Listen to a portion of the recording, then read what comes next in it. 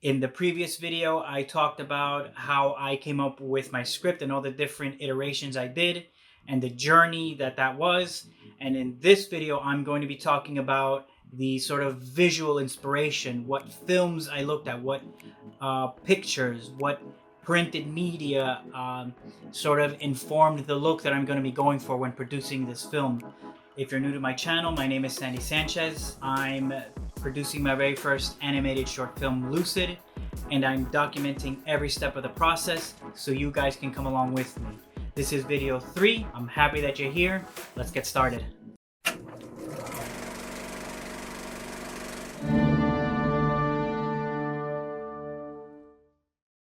So moving on to visuals. In the previous video, I talked about my script and how the idea started back in 2017, and then throughout the years and even during the pandemic, I worked on developing the script, looking through books for inspiration, and how different iterations changed and how I eventually came to the script that I have now. But in this video, I'm going to be talking about the visuals that inspired me. Alongside reading books, I watched a lot of movies. I looked through social media.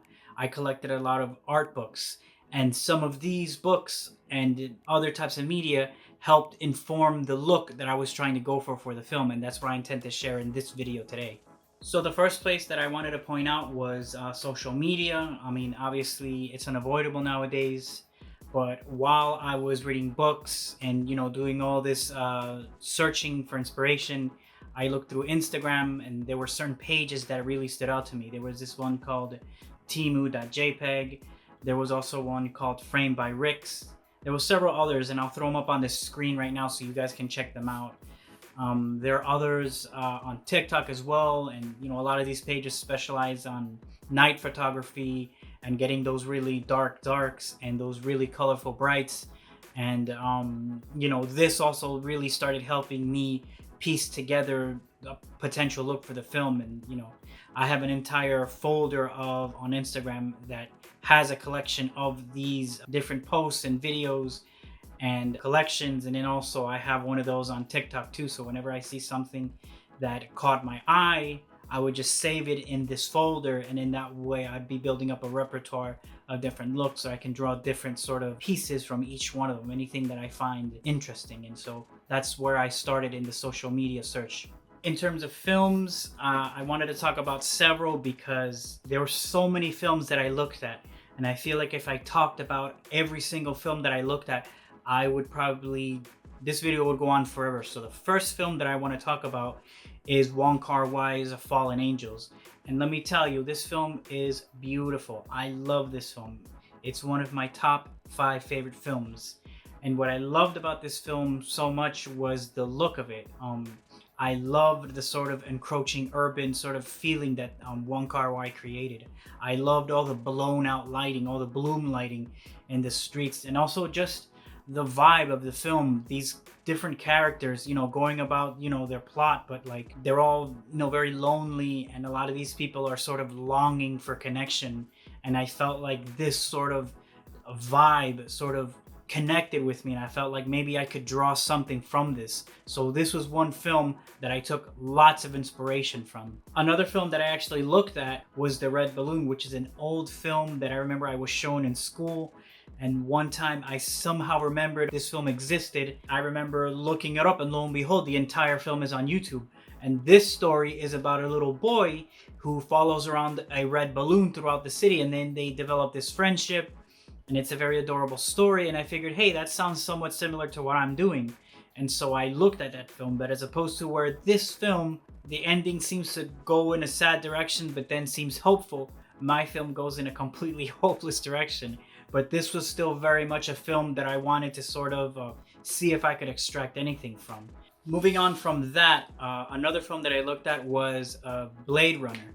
And again, the cyberpunk aesthetic, what is it? It's a bunch of dark urban alleys, blown out fluorescent lighting, tall skyscrapers. The themes of it, it's sort of encroaching technology, encroaching cityscapes, lonely characters. And so that was another thing that I felt matched well with what I was trying to go for. Other films that I also look for that I'm probably just going to rattle off: Terminator, especially the night scene, the first night scene when the Terminator first encounters Sarah Connor. The 400 Blows, which is another French film, which is about a young boy who escapes a reform center and is on the run. The French Connection, lot of French in here, but basically Gene Hackman, and it's basically a chase film. So these were some of the film inspirations that I sort of drew from.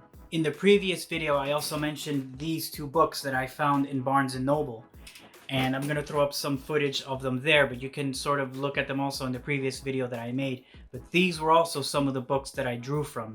Another book that I wanted to mention was this one, which is Akira Archives, which talks a lot about the production notes of the film, and it shows lots of different production materials, character designs, rough animation, storyboards. It also has some really beautiful background art of this film, which shows a lot of like gritty night shots. Akira plays a big role in the cyberpunk genre as well, so I thought that exploring some of that also would be really helpful for my film. Another book that I wanted to mention, and staying on the anime theme here, was this one, which basically is a collection of anime backgrounds from different films. So obviously, again, there's more backgrounds there from Akira. There's the first Ghost in the Shell film. There's the second Ghost in the Shell film. There's Pat Labor. There's several different other films there as well. And so I figured that that would also be lots of inspiration for me as well. During this time, now that I have my script ready, and now that I have some sort of visual cues to go by, I'm ready to begin doing a rough storyboard pass for the film, which then I'll probably move on to making an animatic. I'll move on to doing character designs, and maybe I'll do one test shot to sort of figure out how I'm gonna do the final product, but I'm getting too ahead of myself. At this point, whenever I scroll through social media, TikTok, Instagram, whatever, I'm still trying to collect more visual inspiration, and I'm always on the lookout for new books that can help me reach more visual inspiration that I otherwise wouldn't have had without it. And I'm especially satisfied with the fact that I finally have a script that I feel good about. So I feel like I'm in a really good spot to continue with my film now, and hopefully the next couple of videos I'll be further along in the process, and I'll definitely keep you guys updated on that. From production to financing, which that's going to be a big hurdle for me to figure out, but here we go, and then that's it then. So again, thanks for watching. I'm really glad that you're here, and I'll see you on the next video.